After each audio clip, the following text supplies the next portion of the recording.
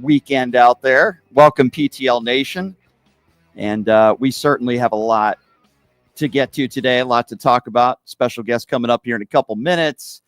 And more crazy things that Donald Trump has said over the weekend and some crazy things that he said this morning. It's nonstop, ladies and gentlemen. We're in the YouTube Super Chat, by the way, where your questions and comments can be heard. Also, of course, my personal YouTube page, which is at PTL Radio Show. And we're everywhere. AM, FM, dial, KSHP. We appreciate you being here. We got some special guests already lined up for the remainder of the week. Some more that are waiting to be confirmed, but a lady by the name of Tricia Calvarese, she's actually running against Lauren Boebert in Colorado. She's going to be joining us later on this week. International supermodel and former MAGA supporter. Now she is just as anti-Trump as I am. The very beautiful and talented Anna Braga is going to be joining us in studio tomorrow. Ron Filipkowski is going to be joining us here in just a few minutes as well. So we got a lot to get to today. Yes, we have a lot to get to today. We have a lot to talk about. And, you know, from my perspective, I never thought that anybody would consider being on Epstein Island a privilege. Yes, that's right. That's what Donald Trump said earlier today. He actually called going to Epstein Island a privilege. I never had the privilege of going to Epstein Island. Yeah, we're going to play that audio for you as well. Pedo President has also been trending on social media all over the weekend. We'll be talking a little bit about that. Donald Trump continuing to cheat on the golf course. I know there are probably more important things to talk about, but he literally has people on the golf course in Scotland that are cheating for him, and there's video of that. It really is mesmerizing times that we are living in right now. And, you know, again, as I've said before, and I'll say again, it's only getting worse. It's not getting better. And I wish that there was something I can say to all of you to make you all feel better. I mean, at this point, I don't know if there is anything that I can say, but I will say this, ladies and gentlemen. This Epstein story is not going away. No matter how much Donald Trump wants to blame Barack Obama, Joe Biden, and he wants to blame everybody else for his relationship with Jeffrey Epstein and the fact that he's in the Epstein files, it ain't going to work. Now, maybe there's a small percentage of some of Donald Trump's supporters who might believe every single word that Donald Trump says. But even I was surprised earlier today when Donald Trump used the word privilege. When he mentioned that he was never on Epstein Island, he didn't have the privilege. You know, you usually use that term when you would say, well, you know, I didn't have the privilege to go see the Rolling Stones over the weekend. I didn't have the privilege yet of going to this new really expensive restaurant. You know, I didn't have the privilege to meet Lady Gaga backstage. Usually you wouldn't describe it as a privilege, allegedly, to not go to Epstein Island. By the way, I don't believe a word Donald Trump says. I believe he has been on Epstein Island, but it is absolutely ridiculous. But anyway, to talk about this much more, there's always a lot to talk about with Ron Filipkowski from Midas Touch, one of the hardest working people in the business. There he is, Ron Filipkowski joining us. Ron, good to see you again as always, my friend. How are you? Oh, doing well. I had to spend all morning trying to untangle Trump's latest tariff deal with the EU. So yeah, I definitely with all these things, like, unfortunately, you can't just like accept what he says at face value. You know, when he makes these announcements, it's always like he makes these grand announcements, and then you have to dig into the details, and then you find out it's something completely different. You know? It seems like that's almost everything when it comes to Donald Trump. Before I get to that with you, what did you make of the fact that earlier today, Donald Trump called it a privilege going to Epstein Island, that he didn't have the privilege of going, a very weird verbiage that he used. What did you make of that, Ron? Yeah, he does that a lot, you know, where he uses completely inappropriate words. I mean, I guess I understand what he's trying to say there. He's trying to say, you know, he's trying to be sarcastic. I never had the privilege, but, you know, the thing is, that's really a distraction because, look, there's no doubt. I don't necessarily believe that he went to the island either, because That's not Trump's style. Trump hates staying anywhere overnight where he doesn't own it. Like, if you notice that, he never travels anywhere to any foreign country and stays, or even another state, and stays anywhere other than his own properties, because he's so paranoid about being recorded or being poisoned. I mean, there's all kinds of like phobias that he has. So that's why you see him all the time. Like, he'll sleep on Air Force One, or he'll go to Vegas. He'll stay in one of his casinos. He'll stay at one of his resorts in the Middle East. Very rare. So I can't envision him like going to an island controlled by Epstein, unless it was just to go and come straight back. But the point is, you don't need to go to an island. They were close friends. I mean, Epstein could have brought girls to his place, could have brought him to Mar-a-Lago, could have brought him anywhere. Right. There's no reason for a Donald Trump to fly to an island if he wants to partake in that kind of activity. Yeah, that's a good point. You had tweeted on social media, which I thought was funny and true. First, he calls the Epstein files, and he calls it a hoax. He calls it fake news. He blames the deep state. He says that it was planted, and then he's blaming Barack Obama for it. I mean, what's the next excuse, Ron? Yeah, so he had two new. Every time he talks about this, it's like new versions of the facts. So two new things came out here. One is the reason why they ended up breaking up their friendship. That's always been, a source of questions that a lot of people have had. Like, these guys were friends for a long time. All of a sudden, they weren't friends anymore. What happened? And of course, most of the speculation has been that it was at the time that things were getting hot. Law enforcement was sniffing around Epstein. He was being investigated, and that's Trump got tipped off. He has a lot of friends with the cops in South Florida, and somebody probably went to Trump and said, and this happened. I was a criminal lawyer for 30 years. This happens many times where cops go, hey, you know what? You might want to tell your client to like stop hanging around this person because this person is about to go down. I mean, that happens. And I can see that happening here, where somebody went to Trump and said, you need to get away from Epstein because he's going to be going down pretty soon. But Trump's given various different versions of why. The last version that was put out, I think by Steve Chung, his communications director, was that Epstein hit on a young girl, like a daughter of one of Trump's friends at Mar-a-Lago, and Trump was upset, and that led to their breakup. Today, he gave a new version that Trump said apparently Epstein hired some people that worked for Trump, and he warned him not to do it again, and then he went and did it again. Kind of hard for me to believe that story, that Trump would end a relationship with somebody like that over something that small and insignificant. But Ron, the excuse from MAGA have always been, oh, well, he separated himself from Epstein because of all that behavior with minors.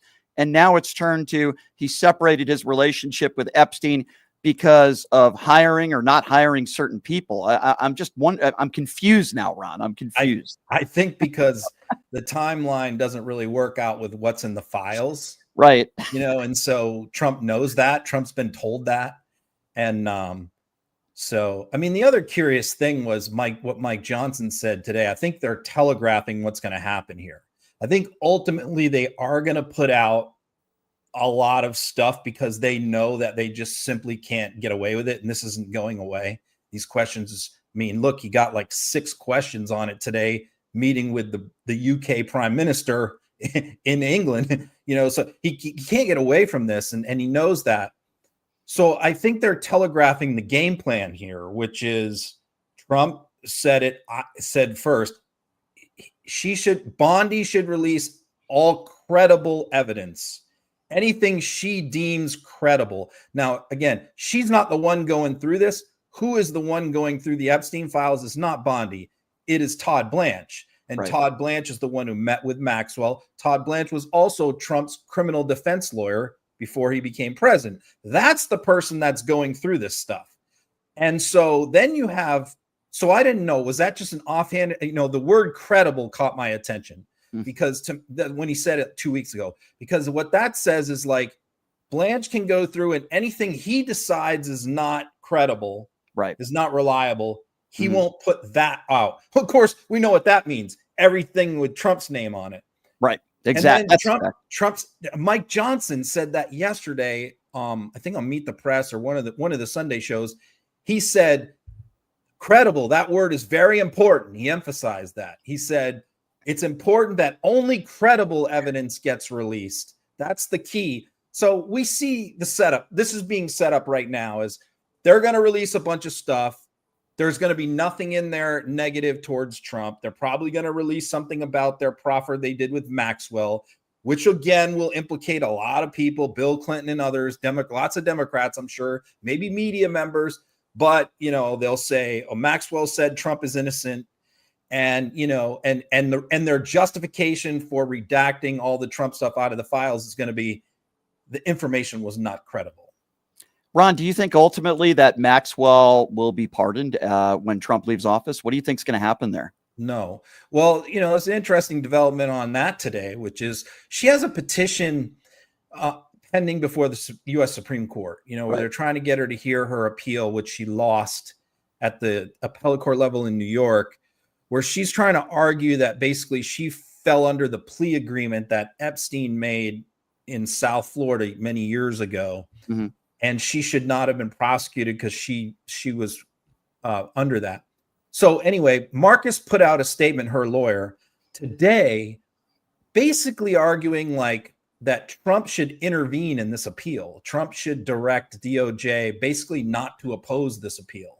And he was saying that like he should understand that the government was weaponized against her and this was all unfair and that kind of thing. So he's angling either for what he's trying to do is put out a lot of other alternative ways that Trump can help her without pardoning her.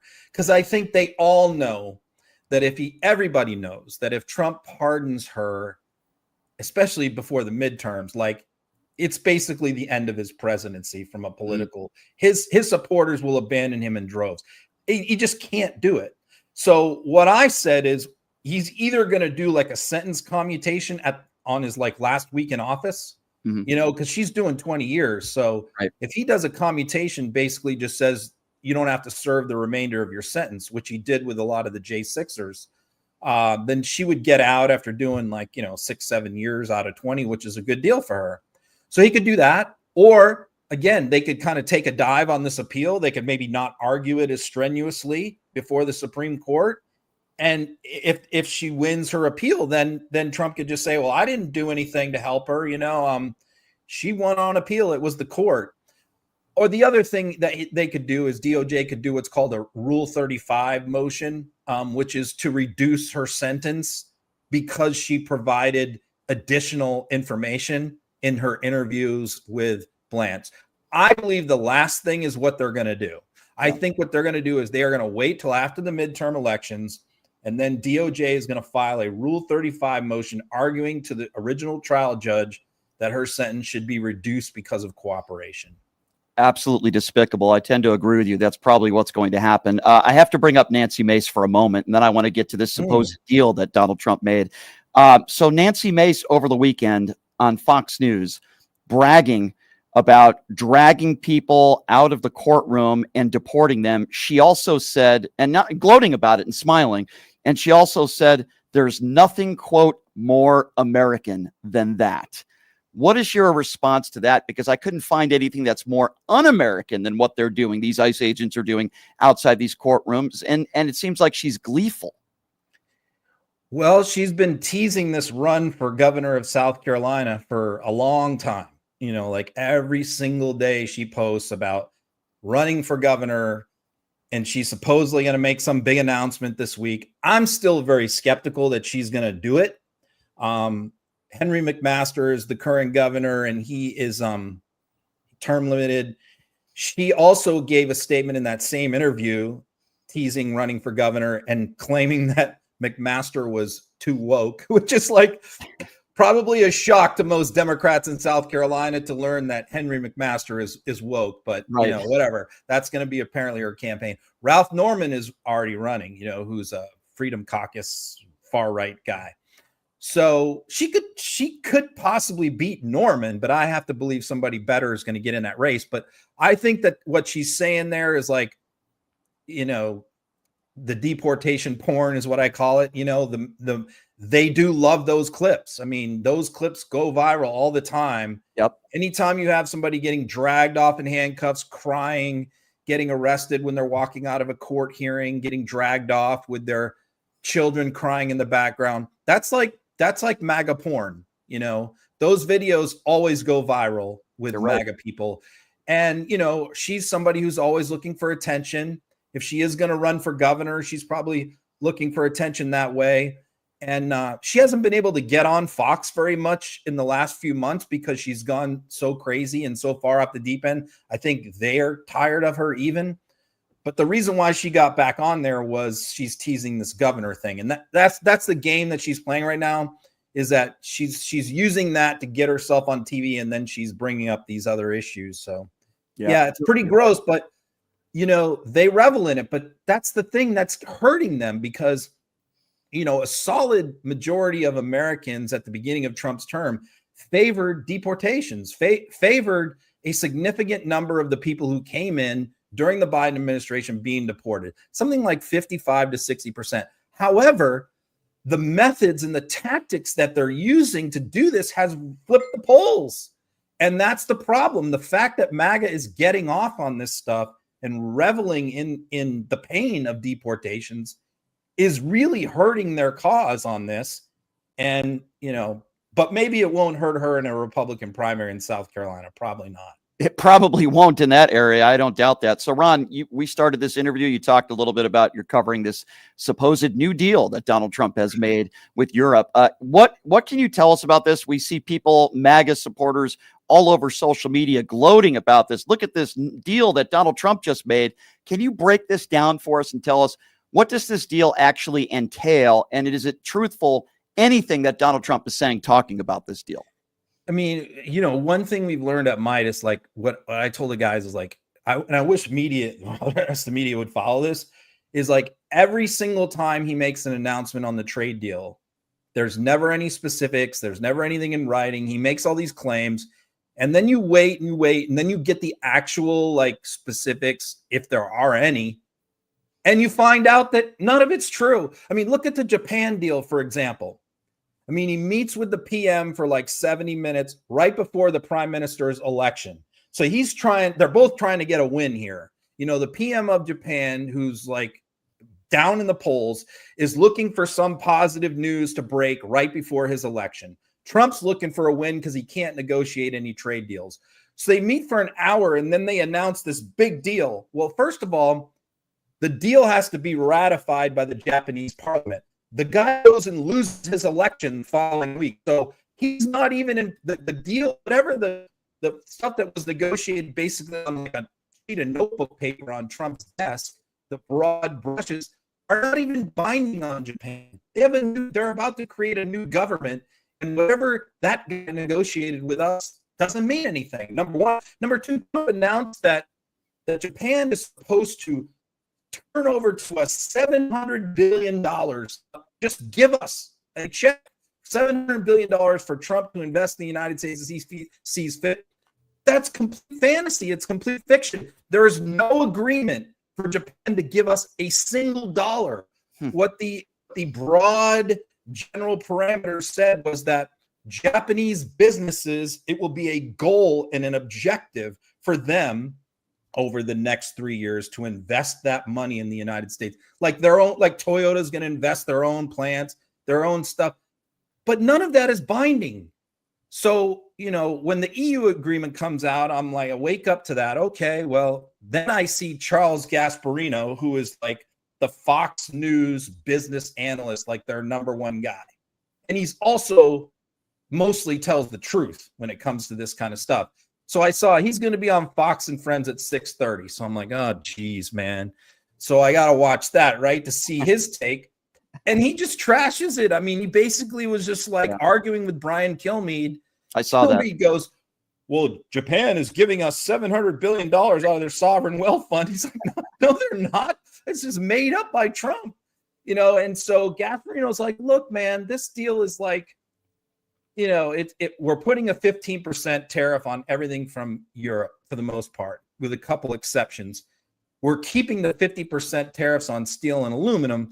So basically, Americans are paying a 15% sales tax on anything that comes from Europe. And Gasparino argued with Kilmeade about that. And because Kilmeade makes that argument that Trump makes, which is, American companies are just going to eat that tariff. They're going to take it out of their profit. Yeah, right. Big corporations are going to take Trump's tariffs out of their profit bottom line. Sure they are. So that was one argument that he argued with him about. And the point is that a lot of the stuff that Europe has agreed to do broadly, they were already going to do anyway, because they're not buying natural gas from Russia anymore. So they're going to start buying it from us. Okay, well, they were already going to do that.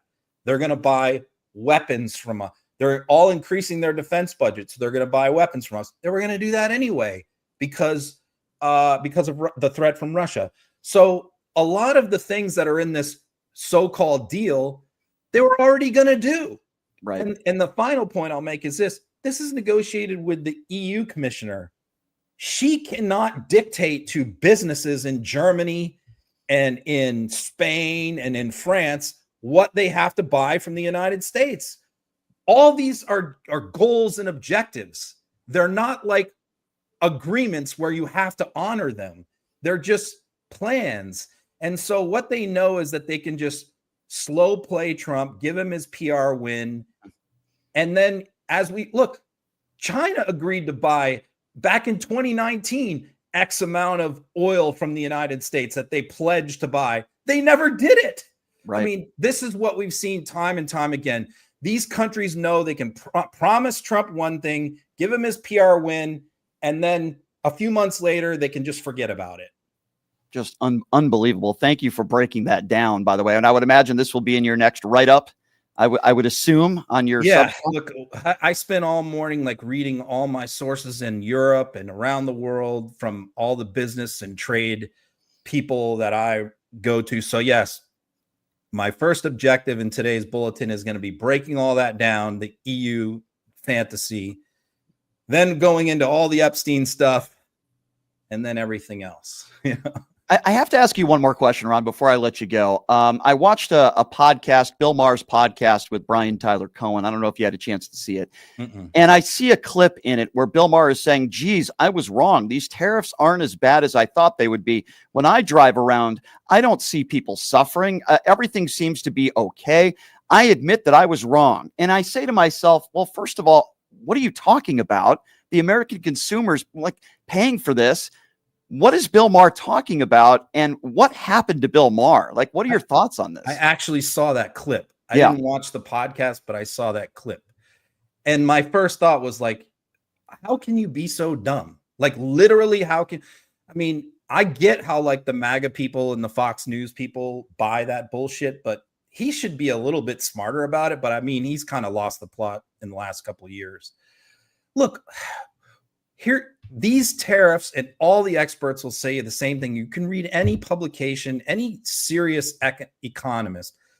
It's always delayed. The impact of these things is always delayed. The tariffs, the reason why Trump gives these companies months ahead notice, hey, these are going to kick in August 1st. He says it 2-3 months out.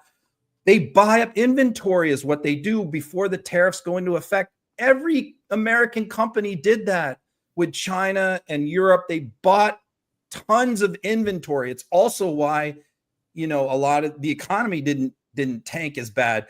It's always a delayed reaction. You're going to see it in the next economic data report on some of the consumer prices, but you're really going to see it in Q3 and Q4 is where the inflationary impact of these tariffs is really going to kick into effect, because companies will eat some of the tariffs on a temporary basis. They'll take a little bit of a hit in the short term to try and protect their consumers and their market share, but they're not going to do that over months and months. They might do it for a few months, but once the reality sets in that these tariffs are permanent and not going away, and once the inventory that they built up before the tariffs went into effect is gone, then the impact is really going to hit. And so, look, I don't know how you can sit there and go, the tariffs just went into effect like a month ago, and hey, it doesn't seem like prices have gone up that much. Well, first of all, they have.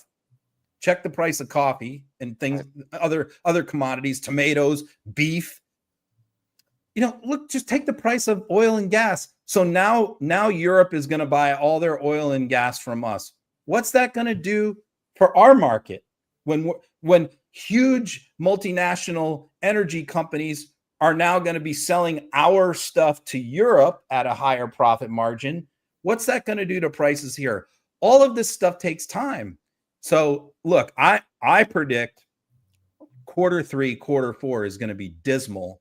And that's when these tariffs are going to take effect. But how you can sit there and go 1 month after the tariffs kicked in, hey, everything seems okay to me, anecdotally, that's just stupidity. Agree completely. But quarter 3, quarter 4, they will blame Joe Biden and Barack Obama. If no prices have gone up as a result of tariffs, like by fourth quarter, I'll admit I was wrong, and so will a lot of other people. Sure, but I tend to think you're right. Can we wait a few months and see how this plays out? I mean, how people are making these determinations now is just ridiculous. Insane. I agree with you, Ron. I love what you do. Keep up the great work at Midas Touch. Always appreciate it when you take the time. By the way, congratulations to Adam Mockler. He's everywhere, Ron. I saw him on Chris Cuomo last week. I saw him on CNN last week. He's doing a great job. I'm really Mockler's a star, man. He's fearless. He's fearless. I'm proud of him. He's doing a great job. He's like a young version of you, except smarter and better looking. I certainly agree with the smarter and better looking for sure. When I was his age, 22, I couldn't even tie my shoe. I don't even know if I knew who the president was back then. So yeah, Adam's extremely smart, and I agree, much better looking. So Ron, I appreciate it, my friend. You're the best. Man. We'll talk to you soon. Have a good one, Ron. Thank you. There you go, everybody. Ron Filipowski from Midas Touch joining us. He's right about Adam Mockler, by the way. Completely correct on every avenue that he just stated there. I'm really proud of Adam. He's doing a great job. I saw him on Cuomo last week. He destroyed it on that CNN panel with Kevin O'Leary, and I'm not surprised. And the people at Midas Touch, listen, they have some great people there. Obviously, Ron Filipowski being one of them. He's the best, and we really love having Ron on the show. Oh, look at that. Jennifer on the YouTube chat says, Brian, you're handsome as well. Just make sure to tell all the other ladies in Las Vegas that, but I appreciate the compliment. All right, so here's what we're going to do. We have a lot of audio to play for you, and then we're going to take your phone calls. But it appears as though the Trump administration has finally prepared some answers to these Epstein questions, but the problem is it only makes Donald Trump look more guilty. We're going to have the audio to play it for you when we come back. We're going to take a quick 90-second break, and we will be back right after this. You're listening to Pushing the Limits right here on KSHP. Having your own radio show or a podcast, but just didn't think it was possible? Well, dreams can come true. Radio U. Radio U is a 5-day course that'll teach you how to acquire your dream show. We'll teach you how to host, how to write commercial, how to interview, how to market, how to write a contract, and most importantly, how to monetize your dream radio show. You'll learn from some of the best in the business with over 75 years in broadcast experience. You'll learn from people like me. And the best part? Every single student will be live on the radio as part of the class. Plus, one student from each class will get their very own radio show. You'll be live on the air right here in Las Vegas.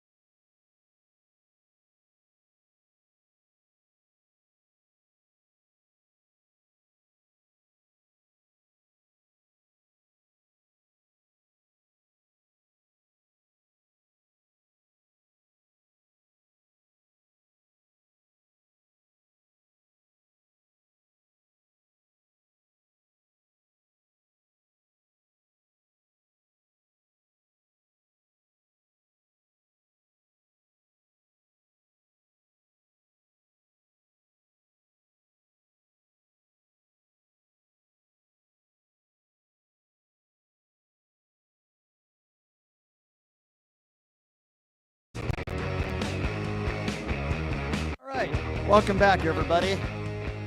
It is Pushing the Limits on a Monday. Thank you so much for joining us. Check out the website, by the way, pushingthelimits.live.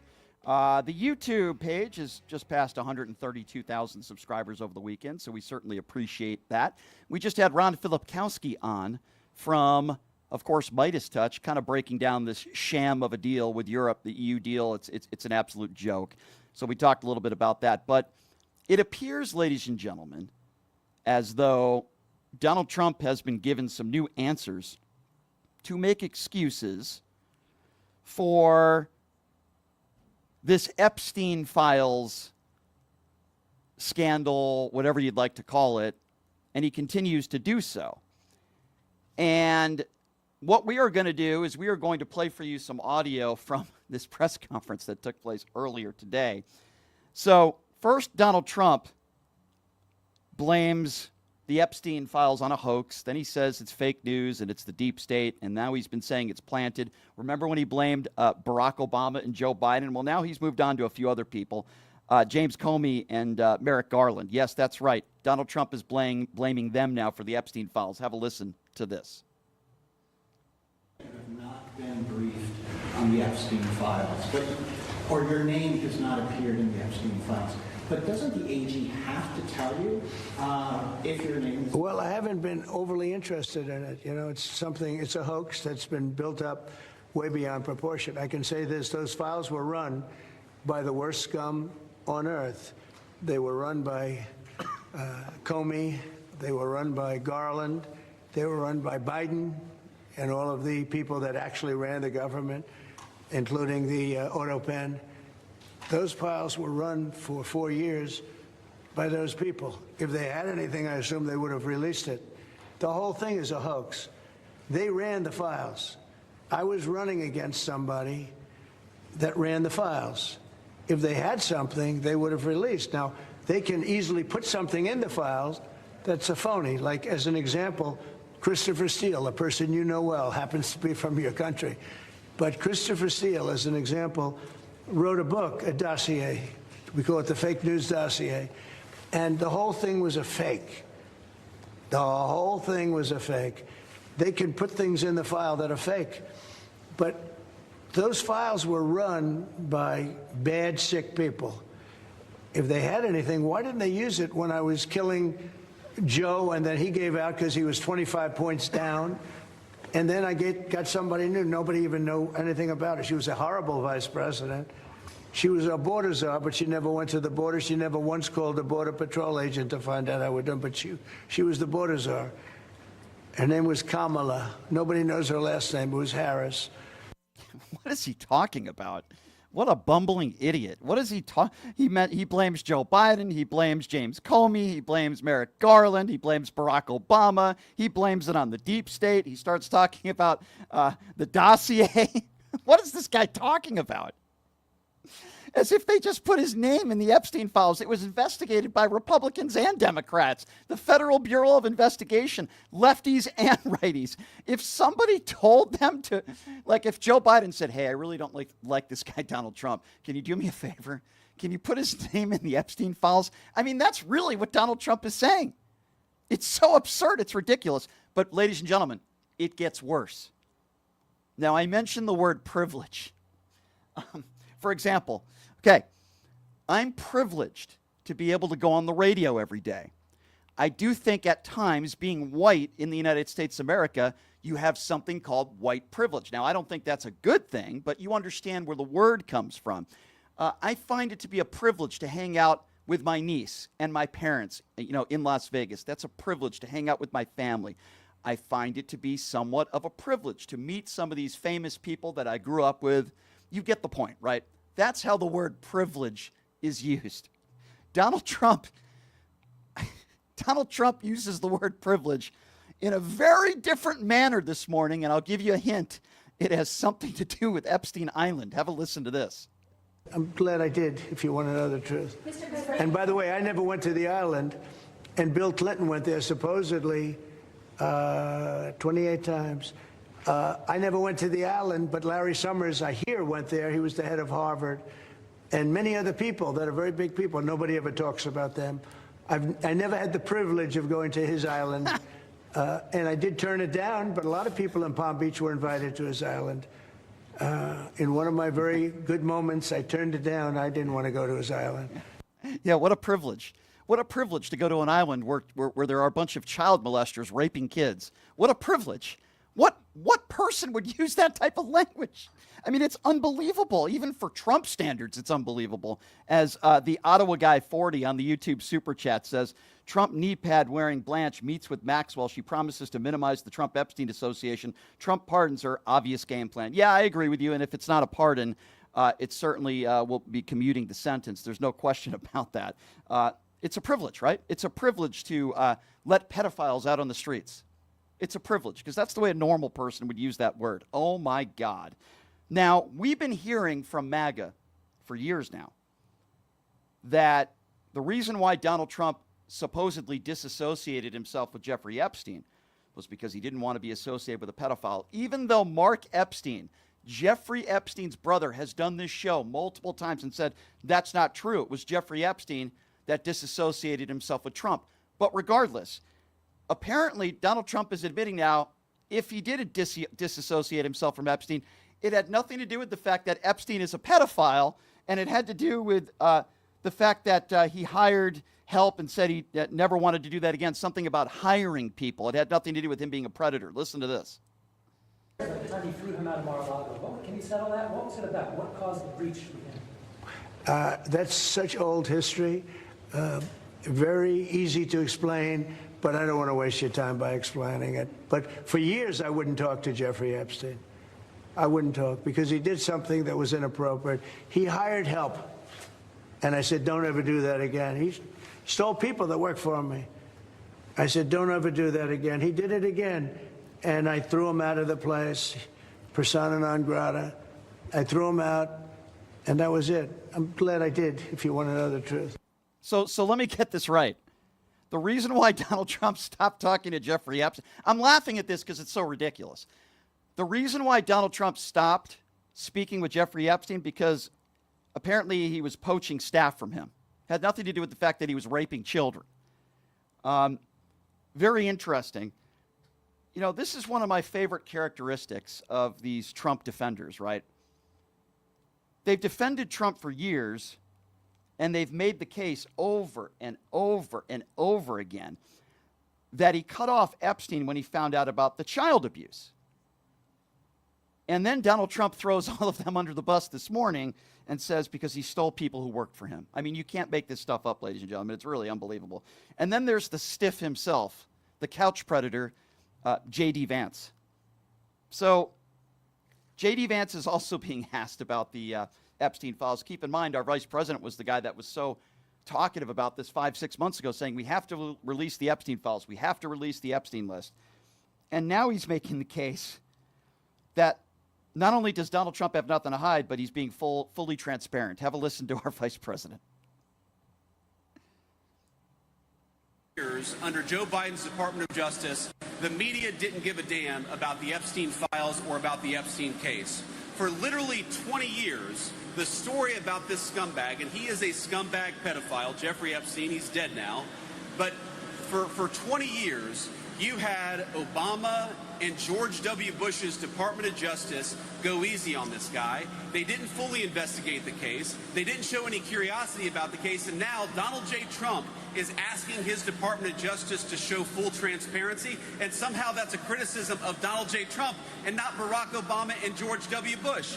If you want to criticize the people who aren't showing full transparency, you ought to go after the administrations that went easy on Jeffrey Epstein, the administrations that concealed this case for 20 years, and the administrations that failed to show full transparency. Donald J. Trump, I'm telling you, he's got nothing to hide. His administration has got nothing to hide, and that's why he's been an advocate for full transparency in this case. He's going to keep on being an advocate for full transparency, but while we're focused on that case, Donald J. Trump is also worried about making sure these great workers get more take-home pay and better jobs, and that's the focus of the administration.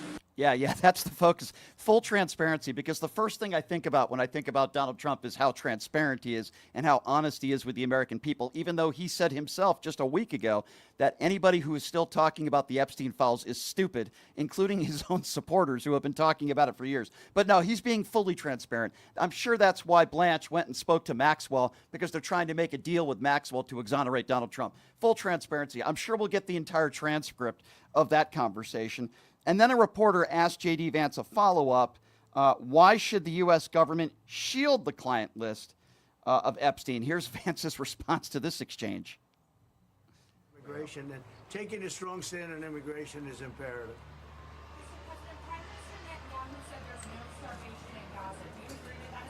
I don't know. I mean, based on television, I would say not particularly.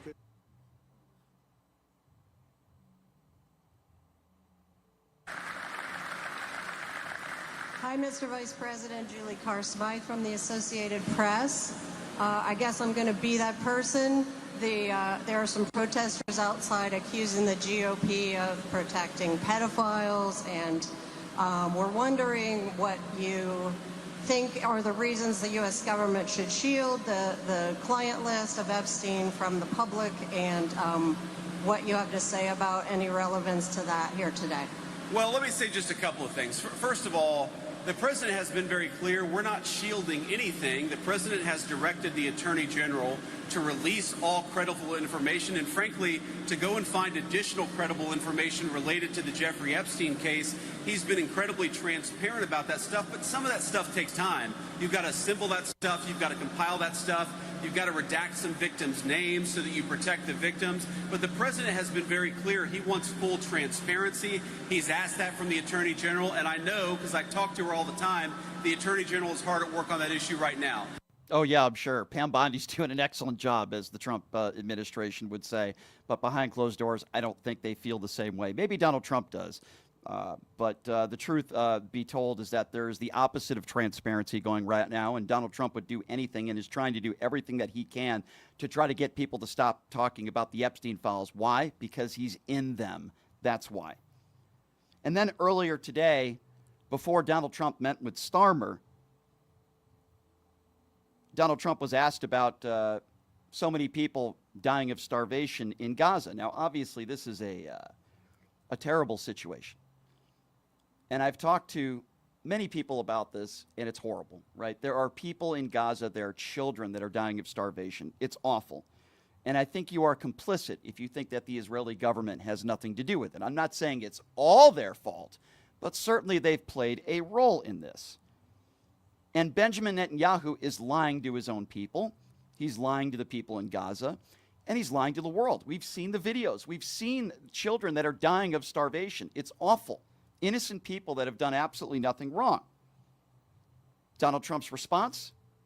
I don't know. Now, of course, Starmer gives a well-educated and abundantly clear answer, but listen to how weak Donald Trump is. It's like he's afraid to criticize Benjamin Netanyahu when the world knows that there are people that are dying of starvation in Gaza. Thousands of people have died, including children.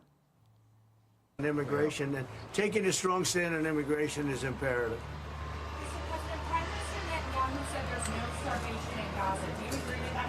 I don't know. I mean, based on television, I would say not particularly, because those children look very hungry. But we're giving a lot of money and a lot of food, and other nations are now stepping up. I know that this nation is right. It's here. a humanitarian crisis. Right. It's an absolute catastrophe, and nobody wants to see that. And I think people in Britain are revolted at seeing what they're seeing on their screens. So we've got to get to that ceasefire. And thank you, Mr. President, for leading on that, and also to just get more and more aid in. And again, America's done a lot on this. A lot of countries have done a lot. We're now working with Jordan on getting direct aid drops in, but this is a desperate situation. Yeah, there you go. So Donald Trump is asked about this. Netanyahu says there's no starvation. Donald Trump's response, quote, I don't know. It's a lot of leadership, Mr. President. Thank you very much. There are children that are starving in Gaza. Thousands have lost their lives. And that's your response? Boy, sickening. You know, one more clip I do want to play for you. And I asked Ron Filipowski about this a little bit earlier. And that's Nancy Mace. Now, to me, this gives a specific feeling definition of where the MAGA Republican Party is at right now, where if you're a brown person in this country, whether you're legal or not, they enjoy watching you suffer, just like they want to own the libs. Just like Fox News, all they do is show black people committing crimes 24/7. But when it comes to January 6th, they're patriots and hostages, and let's give them a pardon. But if you're a brown person in this country coming out of a courtroom trying to do it the right way, you're a criminal, you're a thug, you're going to rape our children and kidnap our families. Nancy Mace is a perfect example of where the MAGA Republican Party is at right now and why I say it's Make America White Again. Listen to Nancy Mace with a smile on her face, gleeful, talking about ICE agents dragging people away from their kids outside of courtrooms. It's sickening. Listen to this. In town, I have to tell you, one of my favorite things to watch on YouTube these days are the court hearings where illegals are in court and ICE shows up to drag them out of court and deport them. I can think of nothing more American today than keeping our streets safer by getting those violent criminals out of the United States of America, and we all have Donald J. Trump to thank for it. What? Did I just hear that right? Let me tell you something. And we'll open up the phone lines, by the way, now at 702-221-7283. And the number to call if you want to be a part of the conversation, 702-221-7283 is the number to call. Let me tell you something, okay? Barack Obama, Joe Biden, gosh, even George W. Bush, they weren't gleeful at separating themselves from their families. They weren't jumping up for joy. They didn't have Dr. Phil with a microphone there happy that people were getting ripped away from their families. They weren't having ICE agents show up outside of courtrooms and people not identifying themselves across the country wearing scarves over their face, torturing people. But that's what the Trump administration is doing. And MAGA Republicans are gleeful over this. They're happy. They enjoy it. People like Nancy Mace, as Ron Filipowski said, this is MAGA porn, is what it is. When you see some who happen to be undocumented immigrants, and so many of them that are nonviolent criminals, being ripped away from their kids, ripped away from their families, and they have smiles on their faces, and they enjoy it. It's sickening to me. And that's why Ron Filipkowski from Midas Touch called it MAGA porn, because that's what this is. They enjoy it. Now, I find it repulsive. And I find it disgusting that there's anybody out there that would enjoy watching these human beings, because that's exactly what they are, being treated like animals. We need to put an end to this. We need to stop it. And the 2026 midterms are the best way for us to do that. And of course, the 2028 presidential election. This madness has to stop. We have to start treating people like human beings. And we have to stop electing people into office that seem to enjoy people getting ripped from their families. It's sick. It's gross. It's disgusting. Nancy Mace is just an awful human being, and we need to call them out for it, because to them, if you're a Trump supporter and you're white, or even if you're a white supremacist with a Confederate flag, they're going to treat you like a king. But God forbid you're a brown person living in the United States of America trying to come in the right way, and they treat you like animals, and they want you sent to alligator Alcatraz. Again, the number to call if you want to be a part of the conversation is 702-221-7283. And again, that number, if you would like to be a part of the conversation, 702-221-7283. Let's start off line one. Let's go to Brian. Brian is first up on PTL. Hey, Brian, what's going on, man? Hey, Brian. Good to see you. Good to hear from you today. Got another good show on your hands. I was the very first one in the group chat. Yep. And my message was that I had some very good news for Darlene today. Okay, what's that? I don't know where she's at in the line, but I know she's listening. So I don't know if you've heard this story or not. Brian, you haven't talked about it, and I'm glad you haven't, because maybe I wanted to give you a bit of good news, too. This douchebag that is the the Department of Education superintendent in Oklahoma. He got caught watching porn, right? Was there porn in his office? Is that what happened? Yeah, I heard about that. For kids advocates. Oh my God, let's defeat the woke left and get rid of porn and buy a whole bunch of Trump Bibles. Yeah, so Brian, let me give people, I'm glad you brought that up because I was going to bring that up today, and I'm glad you did, Brian. So what Brian is speaking of is this superintendent of schools in Ohio who wanted the 10 Oklahoma, I apologize, who wanted the 10 commandments in every classroom and was ordering Trump Bibles. Mr. Right-wing religious zealot Trump supporter got caught with pornography in his office. And did he get fired, or is he on suspension? What happened? Do you know what and Garland can probably tell you better than me.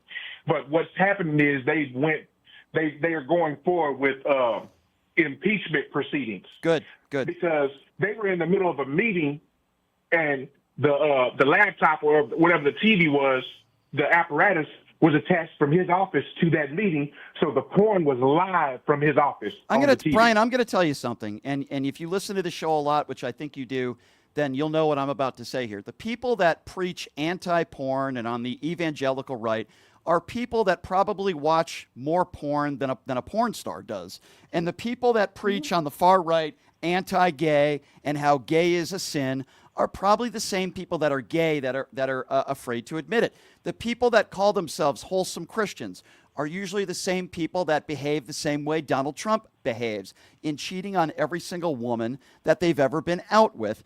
They are the biggest hypocrites in the world, and this guy is a scumbag, and I'm glad he got caught. He is a despicable human being, and I'm shocked that the guy who preaches buying Donald Trump Bibles is the same guy who watches porn in his office as the superintendent of schools. Actually, it's not surprising to me at all, Brian. Maybe his tagline is mini soldier. Yeah.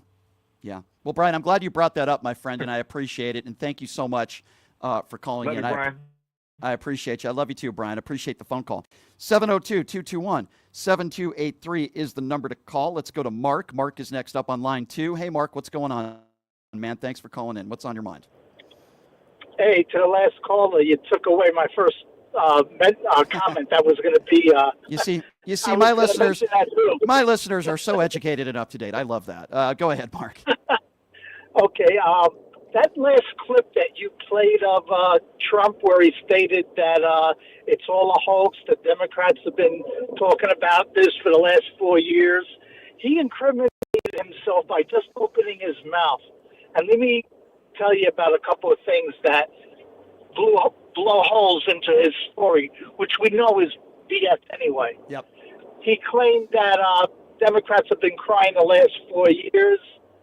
Obama this, Obama that, Clinton. But Obama wasn't the president the last 4 years. That's true. But he claims that Clinton and Obama wrote them. Yeah. But did you also notice that he stated that, I know that Clinton went to Epstein Island, but here's my question. If the Democrats wrote this, along with Bill Clinton, why would he put his name in the Epstein file? Well, of course that makes absolutely everything Donald Trump says makes no sense. Yeah, it's ridiculous. One more thing, Brian, one more? Yeah, go ahead. Okay. Remember when Trump also on your last clip stated that I got the invitation, but I didn't accept it. Thank God I didn't go. Yeah, I didn't. He claimed he didn't know Epstein or Maxwell. He did. So how did he get an invitation if he didn't know them? Yeah, and thank you, by the way, for the call, Mark. I appreciate it. Sure. I would also add that Jeffrey Epstein was at Donald Trump's wedding. They're seen in videos together hanging out at Mar-a-Lago. I'm laughing because it's so ridiculous. I literally put up on social media like 20 pictures. I'm not exaggerating. 20 pictures of Donald Trump hanging out with Epstein and Maxwell. And I put as a header on top, Joe Biden and Barack Obama must have made Donald Trump take all these pictures with Jeffrey Epstein and Maxwell. It's ridiculous. It's ridiculous. 702-221-7283. Line 3, we're going to Pez. Pez is next on line 3. Hello, Pez. What's going on, Brian? Good What's up? show. Thank you. A lot of low hanging fruit out there today.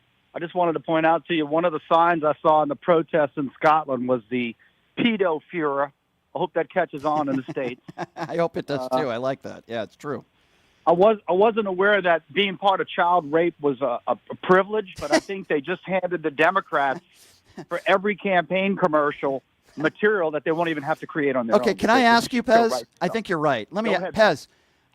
We know that Donald Trump says a lot of crazy, stupid lies and idiotic things, but even I was a little bit surprised that he used the term privilege when talking about the possibility of going to Epstein Island. Like, is he that stupid? Why would he use that terminology? Like, even I was surprised. If I'm the Democrats, see, I agree with you. If I'm the Democrats, I play that over and over and over again. I wasn't privileged to go watch a bunch of children get raped. That's really what he was saying. No, and if you listen closely to what he went on to say in that gobbledygook that he put out, he claimed that Epstein was stealing his employees. Well, Right. If you look back on one of the Epstein victims' statements, she was working at a locker room at Mar-a-Lago when she was basically recruited. So yeah, and even Good worse. show, man. But that makes him. Thank you, my friend. I appreciate the call. It makes it look even worse because all these MAGA idiots out there, and by the way, that's what you are. You're a bunch of idiots. Were claiming, well, the reason why Donald Trump wasn't hanging out with Jeffrey Epstein and the reason why Donald Trump wasn't inviting Jeffrey Epstein to Mar-a-Lago is because he was a pedophile. And now Donald Trump is saying something different today. He's saying the reason why he didn't talk to Epstein had nothing to do with the sexual improprieties, or as I should say, child rape. It was because Epstein was allegedly poaching staff from him. Again, he keeps throwing his MAGA supporters under the bus without even realizing it, or maybe he does. I don't know. It's unbelievable. Number to call, by the way, is 702-221-7283. Again, 702-221-SAVE if you want to be a part of the program. All right, let's go to line 4, which is David, I believe. Hey, David, thanks for calling in. What's on your mind today? Hey, thanks for taking my call, Brian. Sure. Here it is. Why people out there? Why are you voting for these nasty Republicans, filthy pigs? Or remember, what about Larry Craig? Remember that he put his hand under an airport by putting his under a bathroom stall? Remember that? Yeah, I do. He put it was during an undercover police investigation into sexual activity for him to, join another involving a foot tapping, passing his hand underneath the stall divider, Larry Craig. So I remember that Larry Craig story. I remember when he said, I just have a wide stance. Yeah, he had a wide stance. That was an excuse that he made. Or what about Tim Haggard? What about Tim Haggard from the church, or where they're basically, professing against gay people, but yet he actually basically slept with he basically slept with or having fondant with another gay person and all this other stuff. Can I be honest with you? Can I ask you something? What about Mark Foley? There's another one. Remember Mark Foley? Of course I do. Mark Foley from Florida. Remember him? I do. He's the one that passed the child pornography, and then he got caught doing it himself as a hypocrite. Yep. Remember Mike? These Republicans are filthy. They are. Mike Johnson is a guy. He has this app. Have you heard of this? He has this app that monitors his son's porn that he watches, and then his son watches the same, or I guess has the same app to monitor his father's porn. I'm going to tell you this. I'm going to tell you this right now, without getting too dirty. Okay. I believe Mike Johnson watches more porn than anybody. I really do. I think he's that kind of guy. These people are such hypocrites. They're hypocrites. Anti-gay, they're gay. And by the way, there's nothing wrong with being gay. Anti-porn, they want to get rid of porn. They watch more porn than anybody else. They call themselves good, wholesome Christians, and they laugh and they get gleeful when human beings are treated like garbage. They're the biggest hypocrites in the world. You know the old saying goes? That somebody told me? Remember this? There are more hypocrites in the church than the people outside of the church. Yes. There you go. Yeah. There you go, people. You're right. And like I'm saying, and the problem is what I got is that, what I have a problem is that when Abby Phillips, actually exposed those kids and holding these people that are basically not hungry, that are basically hungry and they're so skinny and they look so innocent. If you see the second the episode on Thursday about, she talks about the kids that are not being fed.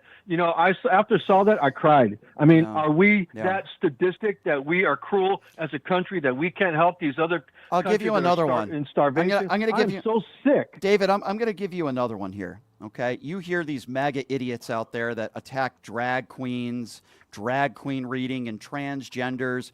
You never hear any of these. Now, I haven't heard of any child that was molested at a drag queen reading. I don't know if you have. I've been to those, by the way, and they were very nice and pleasant.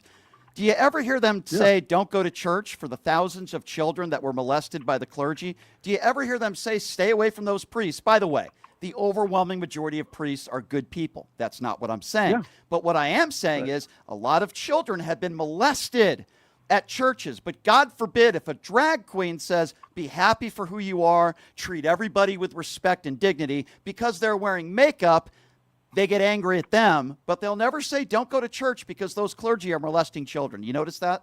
Well, and have you noticed that they're always settling out? They're always settling out. They're always buying themselves out of a lawsuit, like they did over here in Oakland, where these two kids over here, sued them for $6 million. But they basically decided they didn't want to admit it, so they settled out before they went to court. They always settle out with the money. No wonder the church is all screwed up with these people that they're giving other churches a bad name. No wonder they're screwed up. And it's just disgusting. I'm just so fed up. I just get so cringe inside that, and I tell myself, why in the hell are we keep voting these hypocrite Republicans? And when they are the worst, I'll tell you why. Hypocrites I'll tell you why. The whole nation. I'll tell you why. There's a couple different reasons for that. Number one, there's a lot of people that live in this country that want to make your lives more miserable, and they only see life through their own lens and not others. That's number one. Yeah.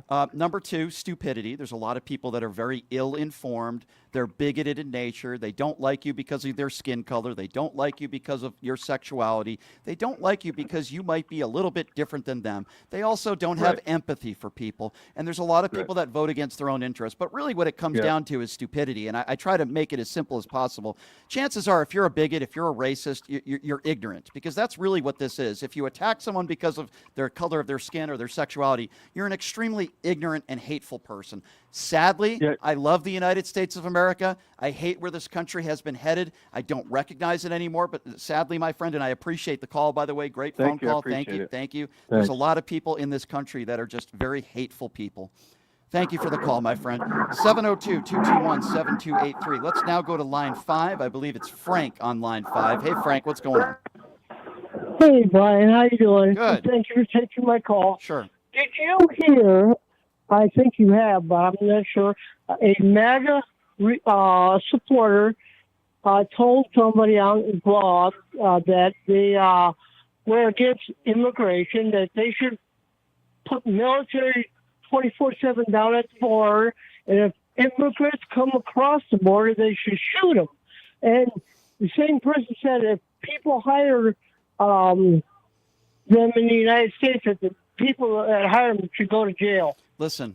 And by the way, Frank, I'm glad you brought that up, and I appreciate the phone call. So, Frank, let's be very clear here.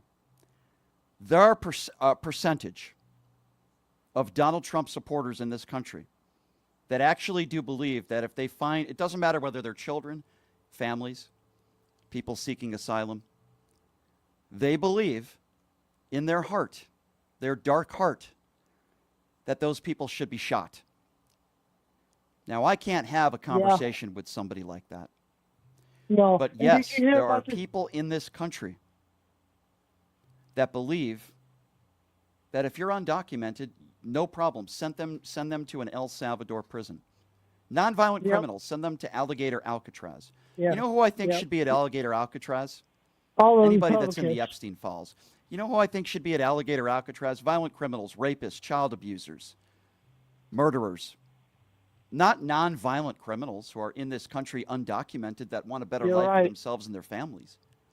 You're right. But you see, they would rather support a guy like Donald Trump, who clearly is an adjudicated rapist, who clearly, in my personal opinion, did some horrible things to children on Epstein Island. I believe that. He's in the Epstein files. We know that.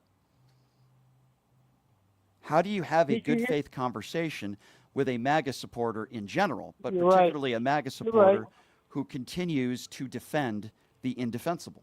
You're right. And as Did you hear about Frank just eloquently pointed out, there are some that believe if people are trying to cross the border illegally that they deserve to be shot. killed? Did you hear It's about despicable. the senator It's disgusting. in Texas? It breaks my heart. This is not what America should be. Nope. And I am right, very right. scared and I'm very worried at where this country is headed. It's going. Did you hear about 702-221-7283, the number to call. I believe we are going to go to line 6.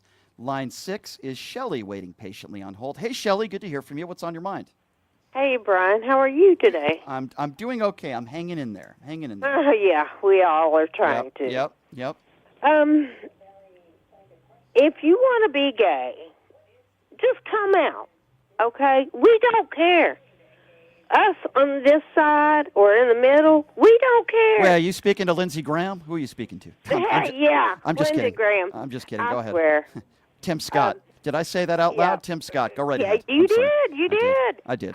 I'm glad you did. Yeah. Yeah, that's one thing. And another thing, I was at TJ Maxx today and saw 3 ladies in a headscarf. And I was talking to them, and they were very nice. Mm-hmm. And I said, please, honey, you girls be careful, please. And I didn't mention any names, and they just looked at me and shook their head. But another thing, one more thing, and then I'll let you go. Okay. Did you hear, I heard this on the Midas Touch, I believe. Yep. That Trump administration had burned 1.5 million tons of food that would feed starving children. Yeah, Have you heard that? So I heard that as well. I can't confirm that. I don't know if it's true, but here's what I will tell you. I am done defending. It's despicable. Listen, I'm going to tell you something. I'm going to try to get Mehdi Hassan on this show. And I'm one of those people that admits when they're wrong. And sometimes I get things wrong. And I think I was wrong about Mehdi Hassan because I think he and I actually align when it comes to what's going on in Israel, what's going on in Gaza. And I believe I was wrong about Mehdi Hassan. I accused him of some things, and I think I was wrong. Because I see the way Benjamin Netanyahu and the Israeli government have been handling things for months now. And I believe they're committing war crimes. They are. They have the right to defend themselves. Hamas is a terrorist organization. We have to start there. But there are thousands of people that are dying of starvation in Gaza. Now, even if those people, and by the way, some of those people are children, even if those people, even if they do not denounce Hamas, even if they do not believe Israel should exist. Now, I don't agree with that. Don't they still deserve They still don't deserve to starve to death. No. And Benjamin Netanyahu is lying. Okay, he's lying. He's lying to the world. He's just like Trump. He's trying to stay out of prison. Yeah. Okay, honey. Bye. I appreciate the phone call. Thank you so much. Thank you. Bye-bye. Thank you. 70. Listen, Mehdi Hassan was right, and I'm wrong. There were times a year ago, 8-9 months ago, where I was defending Benjamin Netanyahu. I was wrong. I changed my stance on some issues, and I take Mehdi Hassan's side on this now. I'm done with Benjamin Netanyahu. I'm done with the Israeli government. Do I support Israel? Yes. Just like I support any innocent Palestinian child that loses their life. It's just as bad as any Israeli. I want this war to end. But starving children in Gaza is not going to help, and it's not going to end terrorism in that area, period. 702-221-7283 is the number to call if you want to be a part of the conversation. Listen, I call it as I see it. Sometimes I'm wrong. I defend Israel. I don't defend Benjamin Netanyahu. I'm not defending the Israeli government. I defend them. They have a right to defend themselves when it comes to Hamas, which is a terrorist organization. They don't have a right to starve people in Gaza. I've had it. 702-221-7283 is the number to call. Line 1, let's go to Ramona. Ramona is next up on PTL. Hey, Ramona, what's going on? Hi, Brian. Hey. How are you? Good. What's on your mind? Long-time watcher, Thank you. first-time caller. Well, thank you, Ramona. What's on your mind today? Oh. Well, I was calling because I wanted to let you know that both of my children are veterans. My daughter was in the Navy. My son was in the Army in the early 2000s. My son spent 2 tours of duty in Iraq. He's a disabled veteran. And he's on our side. And my daughter is on the other side. Now, my daughter is married to a Filipino, so she has 2, mixed race children, 2 daughters. Yep. Now, the oldest daughter is very feminine. Okay, the makeup and the fake eyelashes, the whole shebang, very pretty. Yep. And the younger one, Caitlin, she likes to be different. Okay. So she dresses more, her hair is cut short. Right. And she dresses more masculine. Okay. Well, she's been accused of being a transgender. And, she deals with it really well. And I got a chance to really talk to her yesterday because they came in town. They live in Tennessee. Right. And they came in town for my daughter's 30th high school graduation ceremony, and I got a chance to be alone with her, and we discussed the current issues and race issues and gender issues and all that stuff. And this is a 15-year-old girl, right? And she's more aware and more insightful than most adults are about being discriminated and on bigotry and the hypocrisy of these people. Right. Because she said, I don't understand. She said, how we could be this far in 2000. So what do you say? 2025. So, I'm sorry, and this is your daughter?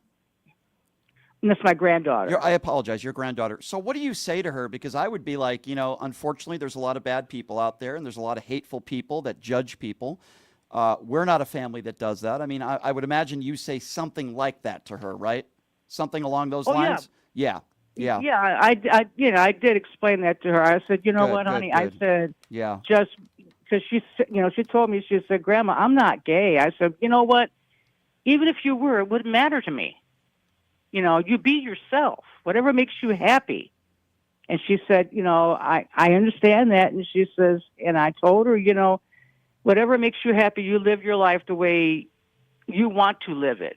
Don't worry about what other people think. And she agreed with me. Right.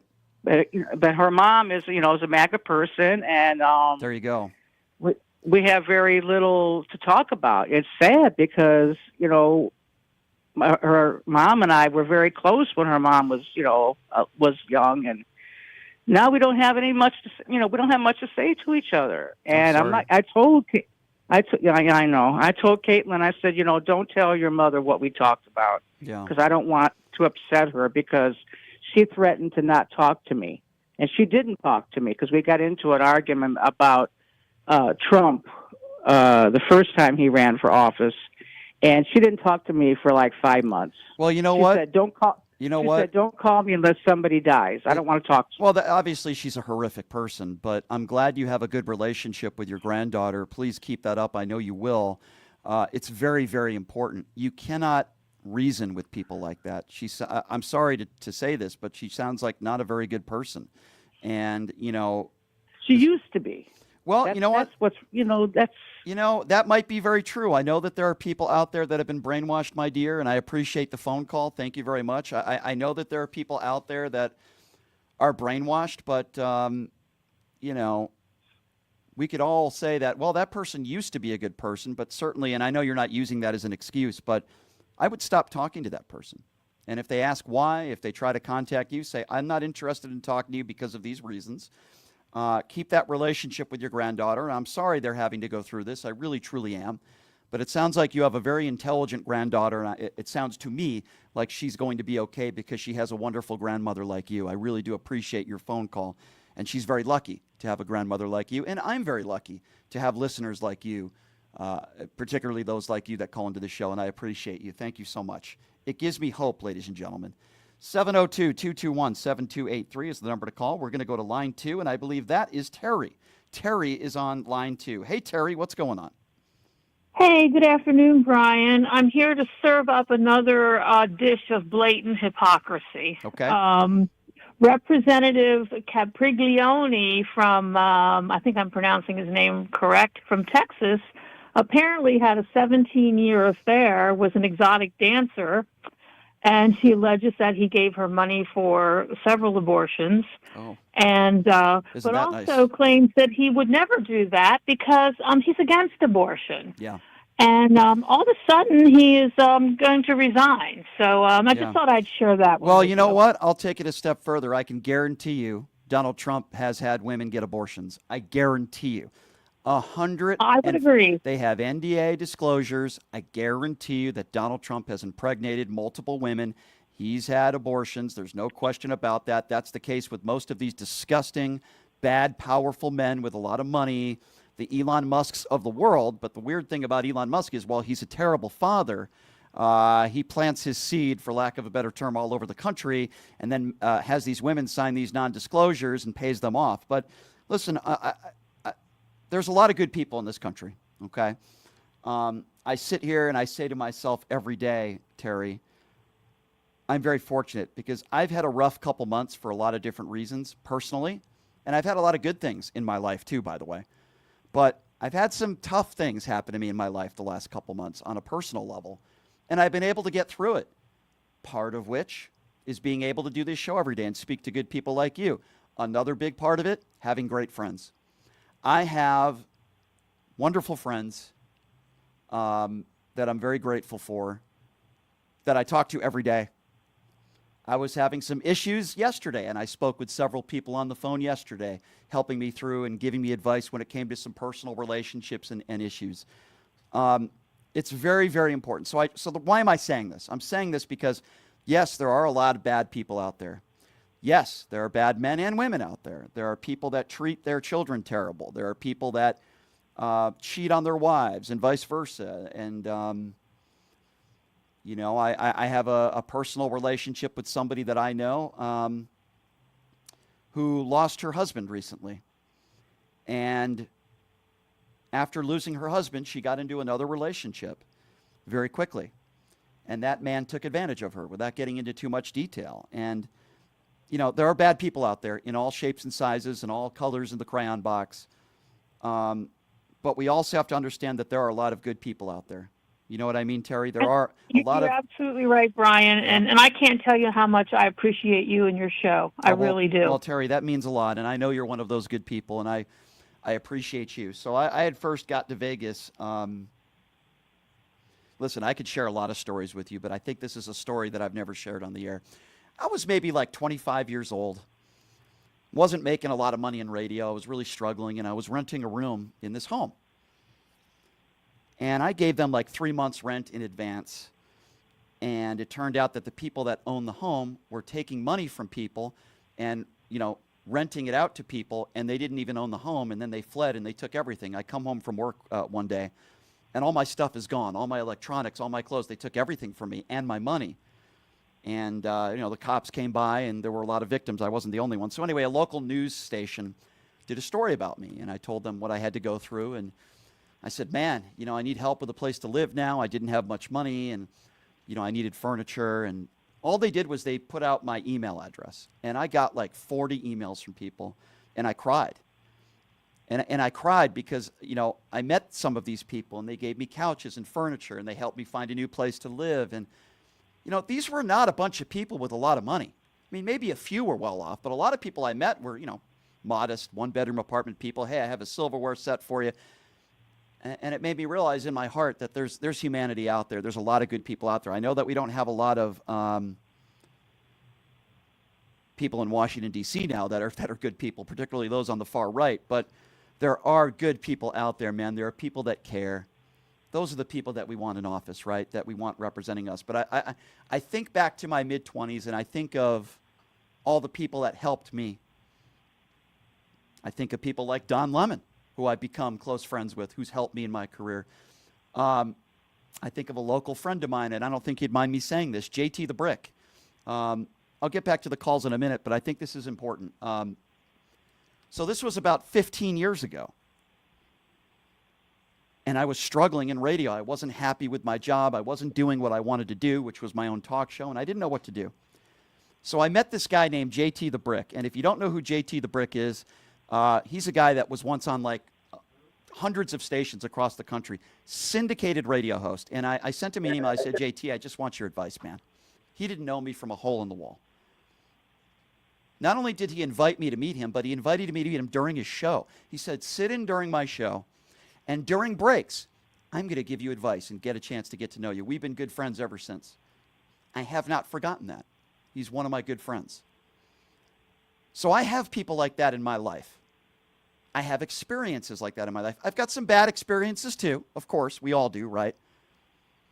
And yes, I'm very disappointed, upset, angry at the direction of where this country is going and how certain people of different races and ethnicities are being treated.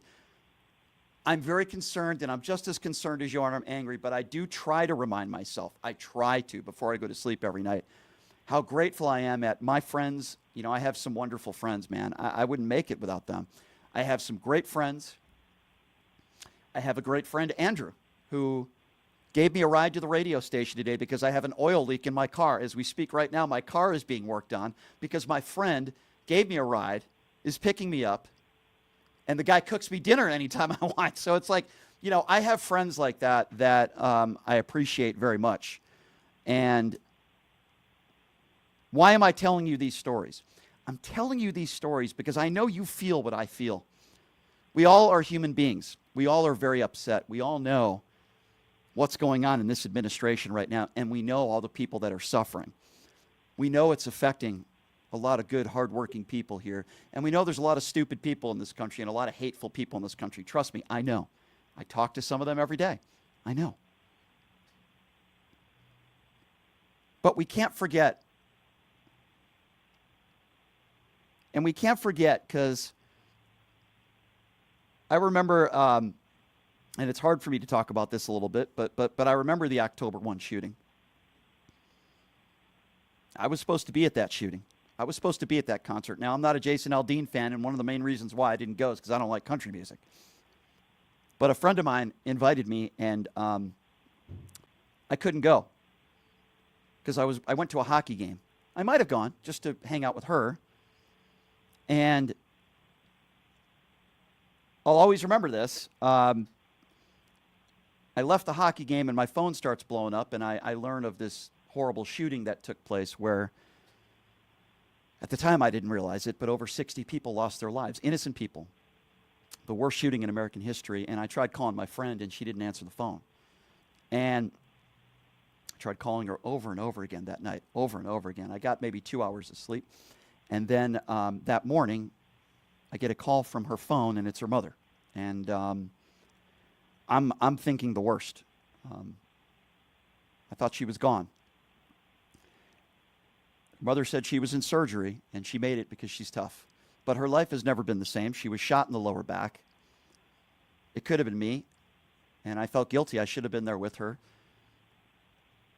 But I heard stories from her about how many good Samaritans helped her and saved her life after she was shot.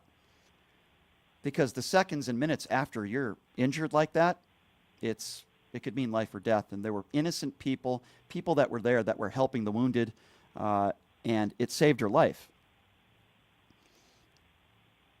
And they used some sort of like tourniquet with shirts, and they brought her into a pickup truck, and they rushed her to the hospital, and she went into emergency surgery. She would not have made it if not for that good humanity and the humanitarians, those people that were there that day that saved her life.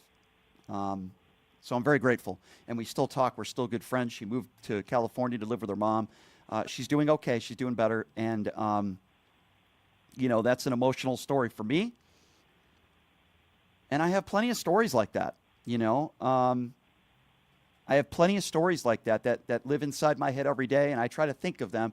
And when we talk about Donald Trump every day, and when we talk about this horrible, horrible administration and some of these horrible people that are running the country, yes, I'm just as frustrated as you are.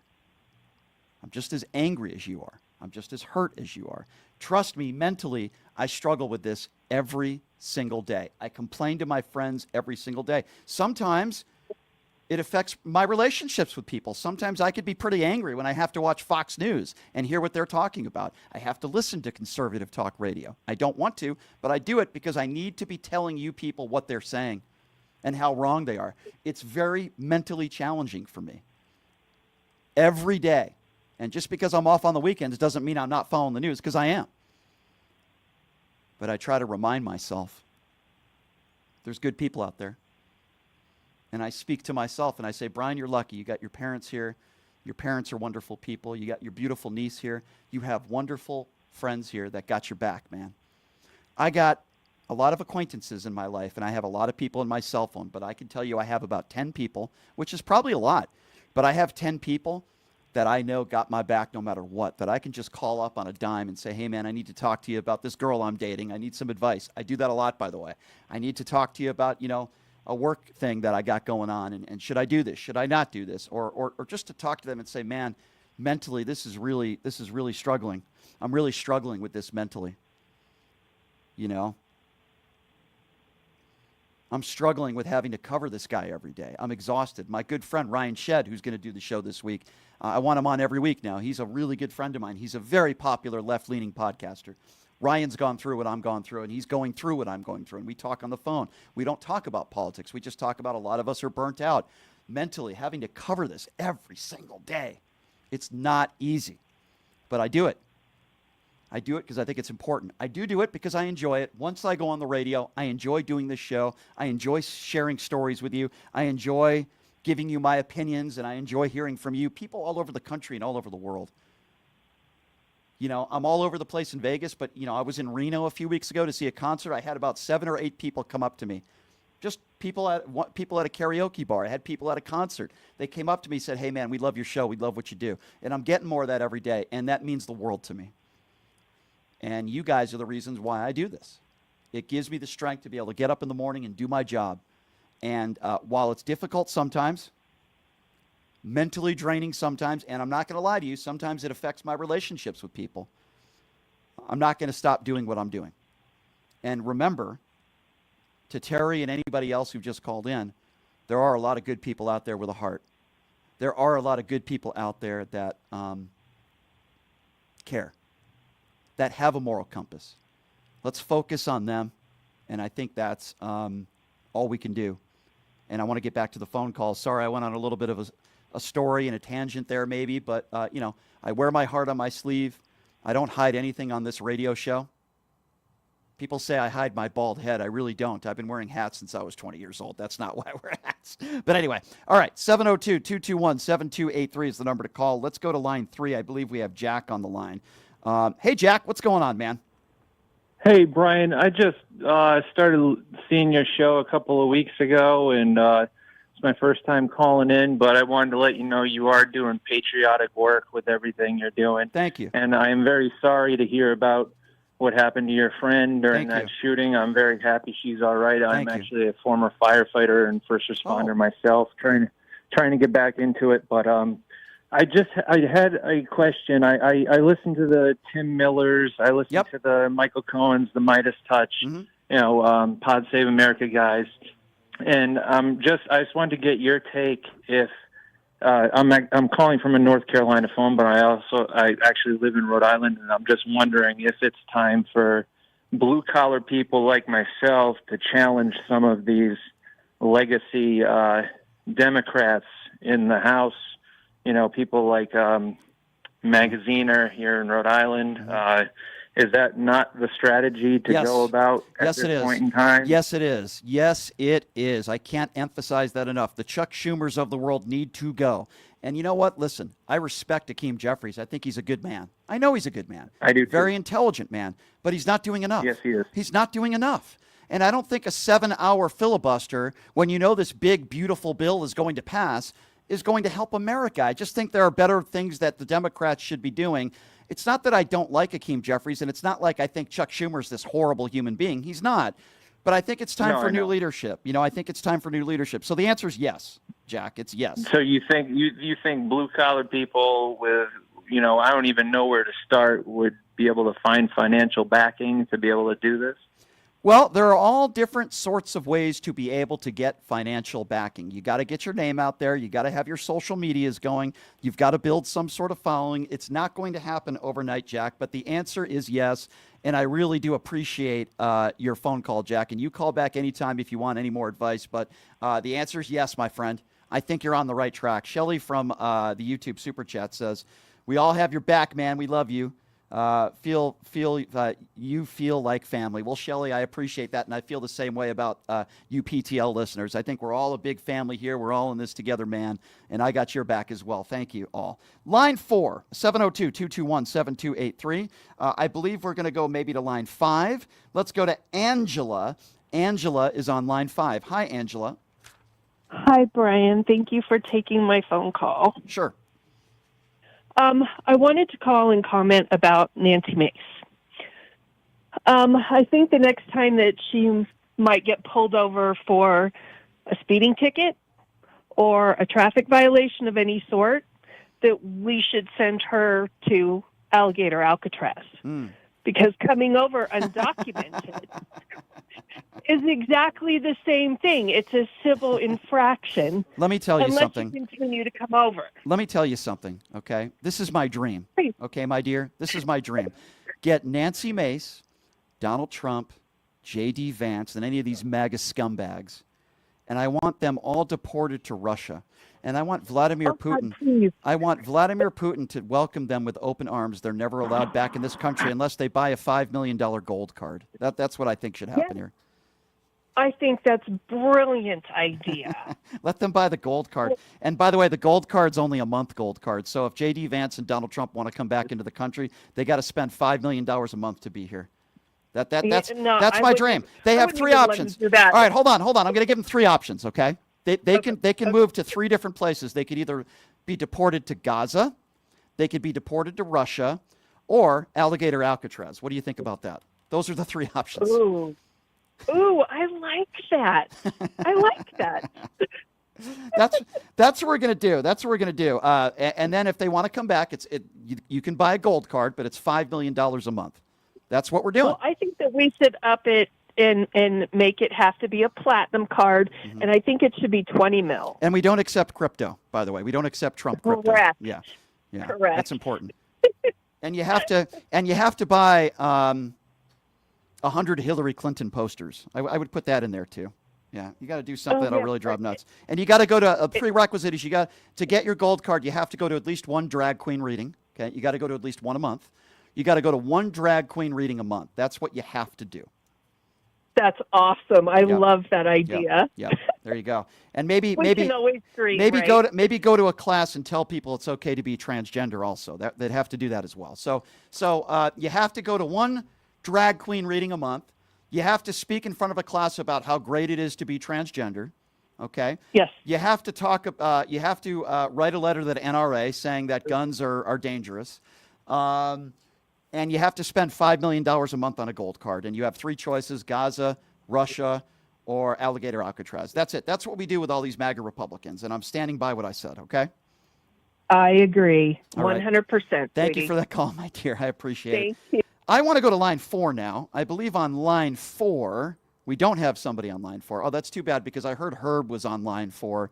And, I was ready to go to Herb's phone call in a heartbeat. Trust me on that. But instead, we're going to go to line 2. Herb, you're welcome to call back. By the way, Herb's one of those people that I think should be sent to Alligator Alcatraz.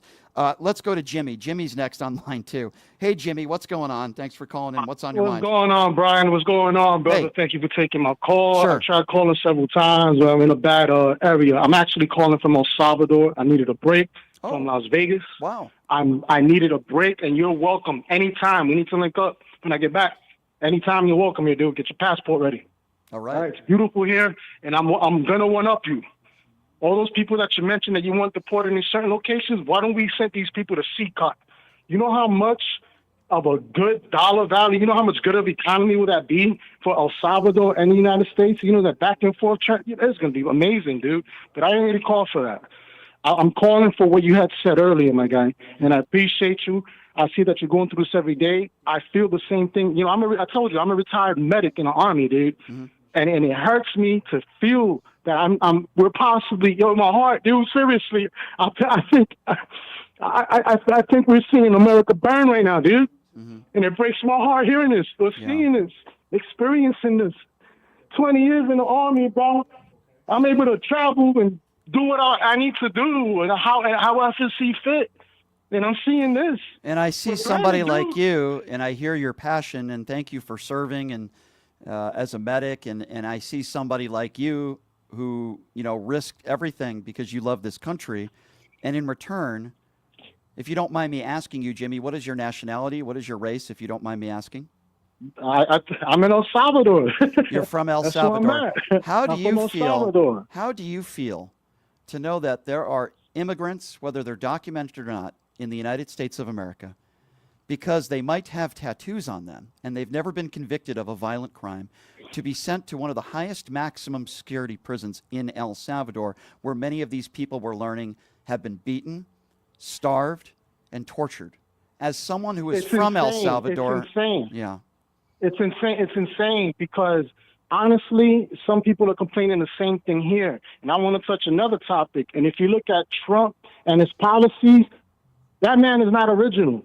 If you notice, every little thing is copied off of some other country. Well, there's nothing about him. A lot of these things that he's doing right now is basically kind of the same thing what El Salvador is doing. Just, no, you go in, bye-bye, nothing. Listen, it's dictatorship. No. It's dictatorship, and it's an oligarchy. And you look at everything that is on Donald Trump is fake. His 4 hair transplants, his 8 layers of orange makeup, the girdle that he puts on every day. Hold on, time out. And just a few minutes ago, they just announced that Qatari airplane is going to cost the American taxpayer $1 billion.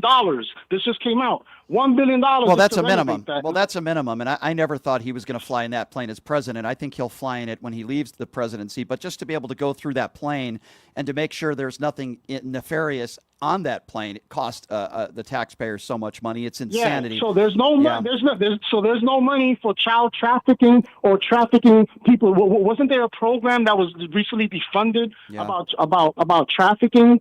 About protecting, people who've been humanly trafficked. And keep in mind, because this is also very important to note, all of these MAGA Republicans have been talking about child trafficking, which is fine. I'm just as against it as they are, but they've been claiming that it's the lefties. But they've been claiming that it's the lefties and the Democrats, but yet Donald Trump and his administration and Blanche are, as we speak, trying to make a deal with Maxwell, all because they want her to protect Donald Trump. They are going to be protecting, and they are protecting, one of the biggest child sex traffickers in the history of the world, all because Donald Trump doesn't want you and I to see the actual truth, which is he is in the Epstein files, and he is somebody, in my personal opinion, that was not only had the privilege of being on Epstein Island, as he would say, but I believe Donald Trump actually had relations with young children. I absolutely believe that. I'm afraid of something, too, touching on that. I'm so afraid of something right now. And this is something I'm posting on Facebook behind any MAGA people saying, I love America, but I'm noticing a lot of fake profiles, and I report these fake profiles. And then you see a lot of returns from Facebook that they've been taken down. Well, you know what? I have a lot of those myself. I have people I put behind those, and hey, take it for who you want. Dear MAGA, this message is to MAGA. If this woman gets pardoned, this country's going to burn, dude. I don't think she's going to get pardoned, but I do think they might commute her sentence, and she's going to get something. Jimmy, listen, I want you to take care of yourself, okay? You sound like you too, dude. Okay, take care. I feel you. I feel you from over here, brother. I feel the same way about you, Jimmy. You're a good man, and stay safe out there in El Salvador. We love you. And we want people like you in this country. It's actually safe. I haven't seen any drugs out here. I haven't seen any bombs out here. I haven't seen anything like you in this here. country. Most of these people in PTL Nation want people like you in this country. But chances are, if you're a bigot and a racist, you probably still support Donald Trump. 702-221-7283 is the number to call if you want to be a part of the conversation. We're hitting a lot of topics today. Again, that number is 702-221-SAVE. I believe line 3, if I'm not mistaken. Line 3, we have Shay. Shay is calling from line 3. Hey, Shay, what's going on, man? What's going on? I got to say, what's your take on this New York race, the mayoral race with Mudami and with these establishment corporate Democrats? Do you believe the way it's going right now, do you think Hakeem Jeffries is fighting for his speakership? if the Democrats win. Yeah, I do believe in a sense that he is. As far as this New York race, obviously the man that's been getting a lot of attention from the right is the man that they call a racist. He's anti-Semitic. He's this, he's that. I got to tell you something. I'm not always going to agree with every candidate, but I don't think this guy is anti-Semitic. If you're preaching death to Israel, then of course that means he's never made any incendiary statements like that. Ilhan Omar, yes, I believe she's anti-Semitic. Rashida Tlaib, yes, I think she's anti-Semitic. But, those are a few that I could name. But, there's a reason why I said it, because they've made anti-Semitic comments. But what's the likelihood you think in which I think Jeffries need to be primary? You think he's scared of a primary challenge? I think he probably is. I think most politicians are afraid of that. But listen, I'll say it again. I don't think Hakeem Jeffries is a bad guy. I think he has the right intentions. I think he's a good, decent man, a very educated man. But I don't think he's a weak. I think he's a weak leader. He's not fit. Well, I agree. You can be a good person, but be a weak leader, right? Mm-hmm. I don't think he's a bad guy, but I agree with you. I don't think he's a good leader. I agree with you. We need a Michelle Obama type, and I know they're very rare. Somebody like a Barack Obama that maybe comes along once in a lifetime. We need somebody to rise up. You know who I want? You know what I want to hear, Hakeem? I want them to do a Mitch McConnell moment. Mm-hmm. The moment Donald Trump got in, they said, "Look, we're going to do whatever we can do of blocking everything. We're heading for a government shutdown." With this spending bill that's coming up in September, They need to put their foot down. No Democrat should vote on anything. And I think sometimes the government shutdown is good, especially right now. I'm with you, my friend. I'm with you. Really good questions that you asked. I do think Hakeem Jeffries, that is on his mind. But what should be on his mind is fighting more for the American people and fighting against this MAGA movement. But yes, I do agree with you, my friend, and I appreciate your call. Thank you. 702-221-7283. I believe line 4 we have Frankie. No, Frankie's not on line 4. Line 2 we have Paul. Paul is on line 2. Hey, Paul. Thanks for calling in. What's on your mind? Hey, Paul. Just a subject that keeps coming up time and time again. I listen to you. I listen to lots of the Midas types. I also listen to Parker and Dean. As you know, they only debate MAGAs. And when they ask MAGAs what they like about Donald Trump, the one answer they give 9 times out of 10 is immigration. The point I want to make about immigration is to clarify what Trump's immigration policy is about. It's about the rich people picking the pocket of the poor people, but giving them hate in exchange. Let them eat hate. It's nothing to do with they're stealing your jobs, they're eating your cats and dogs, they're raping this, that. It's nothing to do with it.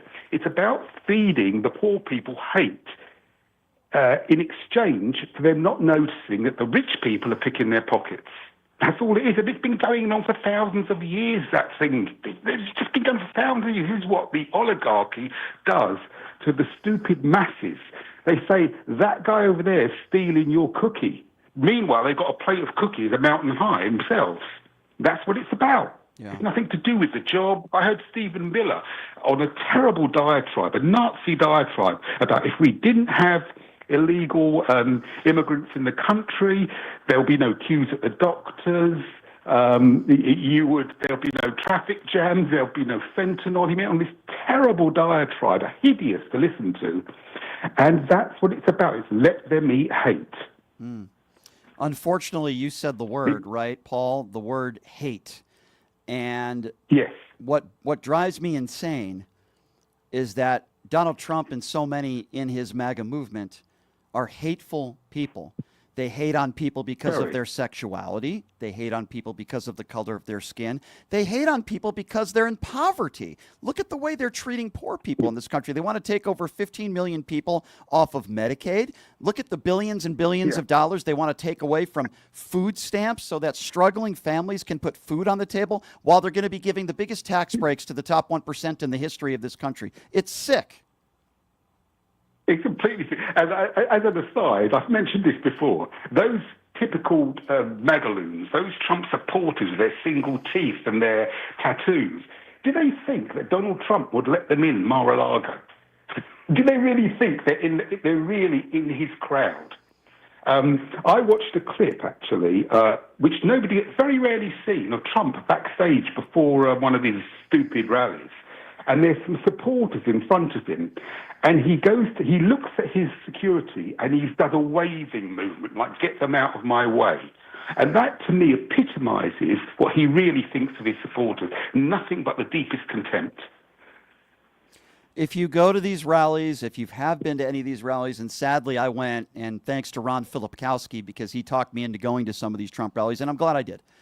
I saw 99% white people, and many of these people just hate. You said the word hate in their heart. F Joe and the Ho. I saw those kinds of T-shirts. I saw Confederate flags. I got video of all this stuff, so nobody can say I'm making this up. I posted all these videos. I saw Confederate flags. I saw hate. I saw stupidity. I saw ignorance. I saw ill-informed people, and just people that just vote against their own interests, really. That's what's most mesmerizing to me. It's one thing if you have hate in your heart, and it's another thing if you're voting against somebody who's literally going to make your life more miserable. And that's exactly what Donald Trump is doing to most people in his base. Not everybody in his base is white people that are rich. There are a lot of people that voted for Donald Trump that are very poor and very ill-informed, who watch their Newsmax and OAN every day. And that's what's mesmerizing to me. Yeah, I watched. I love Jordan Klepper. Don't get enough of him. Yep. But I saw him during COVID. He was wearing his mask. He was interviewing this elderly woman on the way to a Trump rally, and she was saying that she would walk 7 miles or 20 miles to a Trump rally. And he said, "Have you got a husband?" He goes. She said, "Oh, he's dead. He died from COVID after going to a Trump rally." And she didn't even see the irony in it. Herman Cain is a guy who spoke against the vaccines. Oh, yeah. Herman Cain is a guy that at one time in his life, correct me if I'm wrong, had cancer.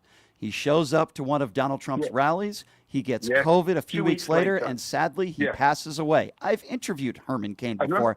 Thought he was a nice guy. I thought he was misinformed, but I didn't think he was this horrible human being. But because of his support for Trump and because of his not protecting himself, which is very, very sad. He lost his life. Paul, it's always a great phone call when I hear from you from the UK, and I appreciate you, my friend. Thank you so much. Line 5, I believe, is Susan, who's been waiting patiently on hold. Hi, Susan. Thanks for calling in. What's on your mind? Hi, Brian. Hope you're doing good today. So I have a couple of things that I would like your audience not to lose thoughts on this. First of all, the sexual abuse didn't just happen on Epstein's island. He had a home in New York, and a home in Florida. Absolutely. And there's testimony from the girls that did testify that it did happen at those areas also. Second, Trump made that comment about, Epstein loves women just as much as he does, but he likes them younger. If Donald Trump was a good man, he would have turned Epstein in. He knew what he was doing, but he didn't do anything about it, did he? No, he didn't. And it's, we're at a point now, let's just call it for what it is.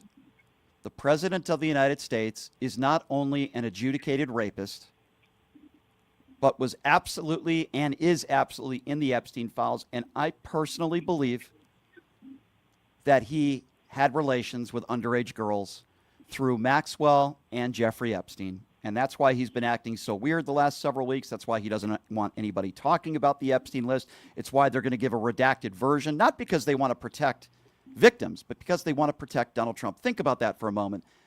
Pam Bondi and Blanche care more about protecting Donald Trump than the victims. Trust me on that one. Exactly.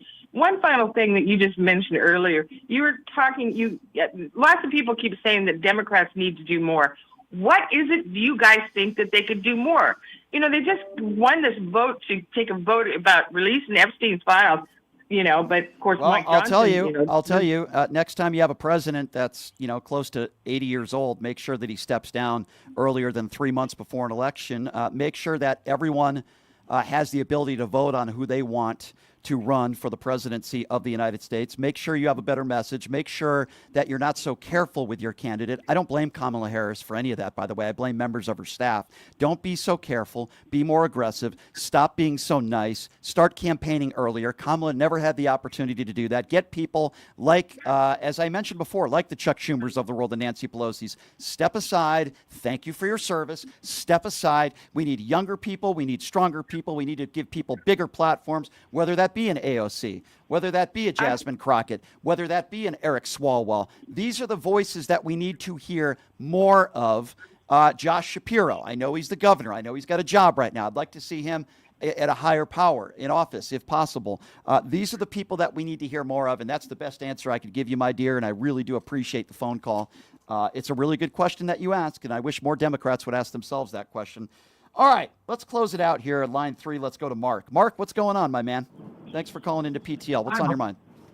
Hi, Brian. 2 quick points. I know you're near the end of the show. One, I politely disagree that Hakeem Jeffries is a weak leader. He's a minority leader that's rallied all the Democratic votes against what the Republicans want to do. And as we know, rallying Democrats can be like herding cats. Okay, can I ask you, can I interject for a moment? And by the way, to reiterate what I just said, I don't think Hakeem Jeffries is a bad guy. I think he's a very intelligent man, and I think he's a good man. Weak leader, well, here's what I will say to that. What good is it to speak for 7 hours when you know that this big, beautiful bill is going to pass anyway? I feel like that's grandstanding. I don't like grandstanders. I didn't like that, Mark. Okay, I can understand your point. Yeah. My point is simply that he's really good at rallying the votes, all the votes that he can get against the Republican agenda. And when it comes to the ignorance on the right and the rallies, all I would say is that the media is very complicit in allowing a certain view of Trump to be promulgated. They seem to miss out, unlike Midas Touch, on all the crazy crazy stuff that he says. Mm-hmm. Yeah, listen, I think that we cannot, and you're right, Mark, and I appreciate your phone call. We cannot normalize Donald Trump's behavior. The things he says and the things he does on a regular basis. No, we cannot normalize it. So I understand what you're saying there, Mark. All I'm saying is we need some new leadership within the Democrat Party. And I'm not even a Democrat. I just want to make sure that no MAGA Republican ever gets back into the White House. We need more leadership. We need better leadership. We need younger leadership. Am I confident that Democrats are going to have a good showing in the midterms? Yes, I am.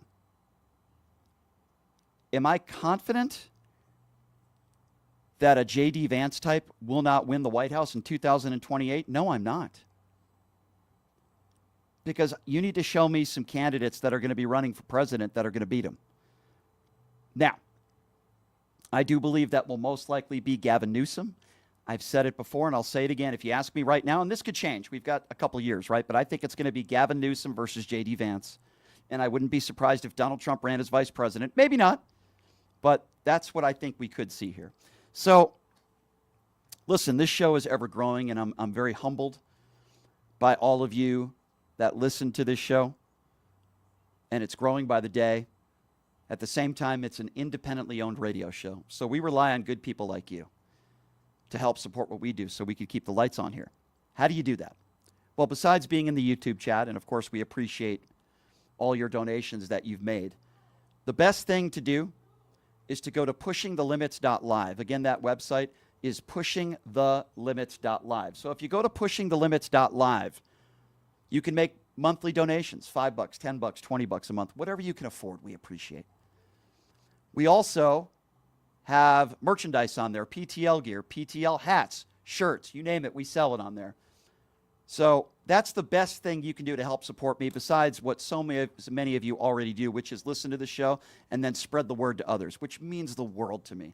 And I've made some great friends from this show and just from everyday listeners, and I want you to know how much I appreciate all of you. But we're not stopping. I'm not stopping. I'm going to share you my personal stories. I've got nothing to hide. And I'm going to tell you that it's not easy doing this show every day. It's very mentally draining. It's not getting any easier, but I'm going to keep forging ahead and keep doing it because I think it's important. I still enjoy it. I wouldn't be showing up to work every day if I didn't enjoy doing what I do.